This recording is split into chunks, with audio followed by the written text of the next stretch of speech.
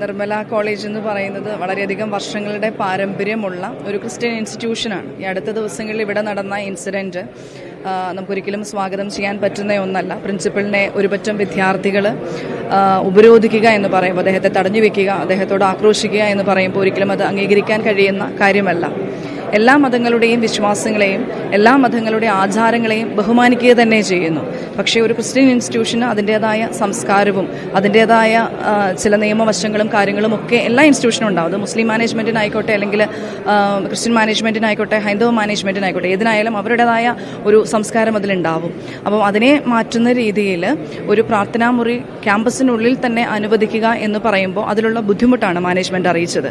പക്ഷേ അതോടൊപ്പം തന്നെ ക്യാമ്പസിന് തൊട്ടടുത്ത് 20 മീറ്ററിന് ഉള്ളിലുള്ള മോസ്കിൽ ഈ കുട്ടികൾക്ക് പോകാനും നിസ്കരിക്കുവാനായിട്ടുമുള്ള സൗകര്യമുണ്ടെന്നും അതിനുള്ള സമയം അനുവദിക്കും എന്നും മാനേജ്മെൻറ്റ് അറിയിക്കുകയും ചെയ്തതാണ്. എന്നിട്ടും കുട്ടികളുടെ ഭാഗത്തു നിന്നും വളരെ മോശമായ ഒരു സമീപനമായിട്ടാണ് ഇതിനെ കാണുന്നത്. ഇത്തരത്തിൽ ഒന്ന് ഇനിയും തുടർന്നു വന്നിരുന്നാൽ പൊതുസമൂഹത്തിൽ തന്നെ ആശങ്കയുണർത്തുന്ന ഒന്നാണ്. ഒരു കലാലയത്തിൽ വിദ്യാർത്ഥികൾ പെരുമാറേണ്ട ചട്ടങ്ങളുണ്ട്, നിയമങ്ങളുണ്ട്, സംസ്കാരമുണ്ട്. അത് വിട്ടുപോകുന്നത് ഇന്നത്തെ ഒരു പൊതുസമൂഹത്തോട് തന്നെയുള്ള ഒരു ചോദ്യചിഹ്നമാണ്.